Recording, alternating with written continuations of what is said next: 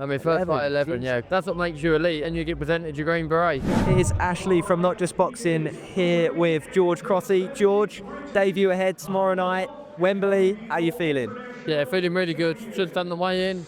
All the fight weight basically done now. Just the boxing left to do now, yeah. So you're a Marine. Yeah. You've been part of Team GB. You've got a great amateur pedigree. You've boxed pretty much every style. What can people expect tomorrow night? Exciting, quick feet, quick hands, and a good boxing IQ. Maybe a knockout? Hopefully, definitely. So, I just want to be glazed over the fact that you're a Marine, right? Yeah. There's only a select few people in this country that can even get selected and pass that course. Like, I've heard horror stories down on the field. The lower field where you pass... The bottom field, you have the 4 commando tests. The first one is a 9-mile speed march. So fully kitted up, you didn't add it is 9-mile speed march.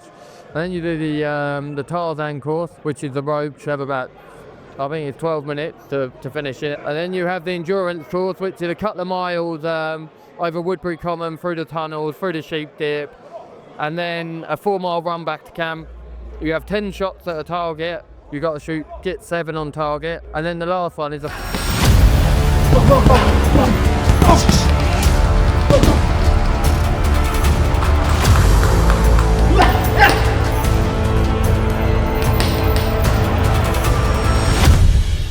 30-miler over Dartmoor on the Saturday.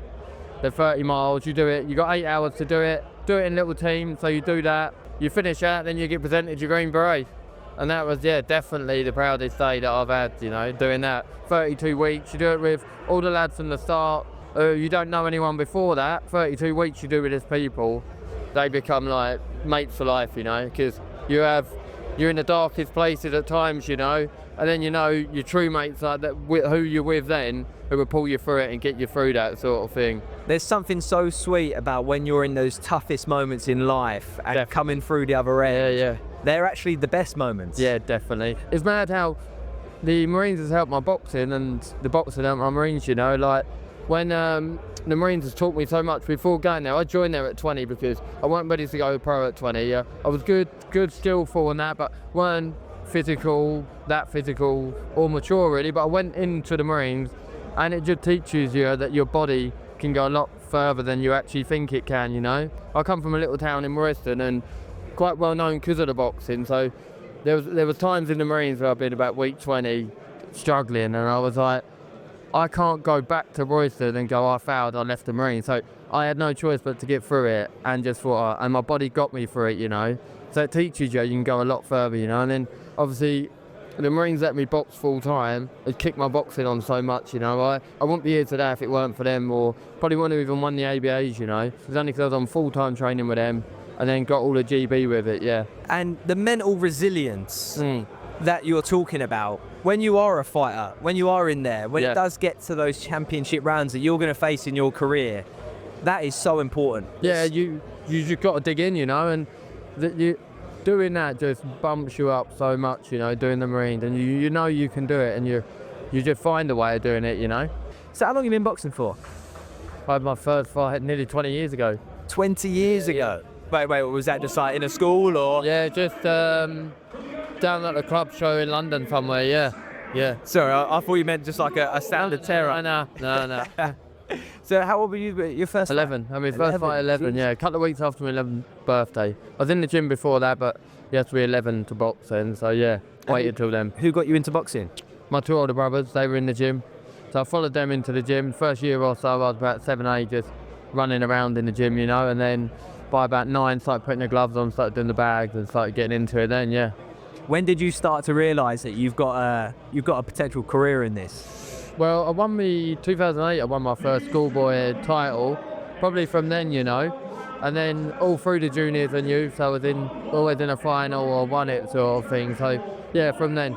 So let's talk about Team GB. How long were you on there for? 7 years.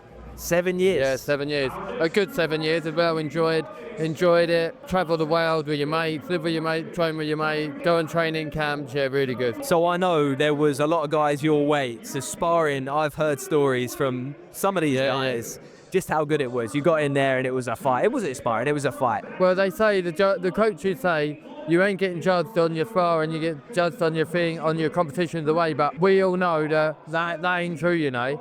they're watching you spar all the time, and if someone else is, if I was getting ready for a competition and someone else weren't, they still have to help me out sparring. So I'm sparring 100%, and if they don't, they're going to get bashed up. And then when I come back to that competition, the other person's getting ready, so I have to help them out. So it's full on all the time, you know, and competitive. But that's what makes you elite, and that's why you're up there, sort of thing. A lot of big fighters say that, you know, your hard rounds always happen in camp, in sparring. Like when you're actually out there fighting, that's when you take the least damage.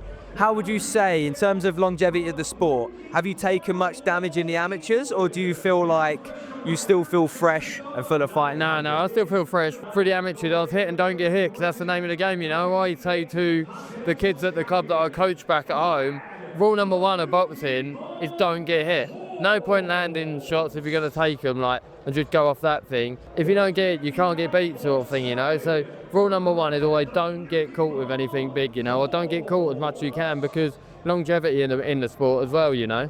So why is it British fighters love to just walk forward with their hands up as soon as they turn professional and, you know, take forward a give two or whatever? Because that's what the crowd want, don't they? And people get caught up in a fight, and yeah, people watching, you get caught up with the crowd of it and everything like that. I think when you box away with GB, you're boxing the best in the world, but you're doing it in a little sports hall where there's about 10 people watching, and you're doing it for no money really, because you're only on your sports grant up there, but you're just doing it because of the boxing, you know. And then you come to an arena like this where you got 12,500 tomorrow, and you get caught up in that thingy of the crowd love it when it gets going. You know what it's like at a boxing event when it all gets going, so get caught up in that a little bit, I think. To be honest, it's what people pay their hard-earned money for. You probably get put on the better shows if you're in a fight like that, because people want to watch it, don't they? Want to tune in for it. See the likes of Taylor Bevan last week.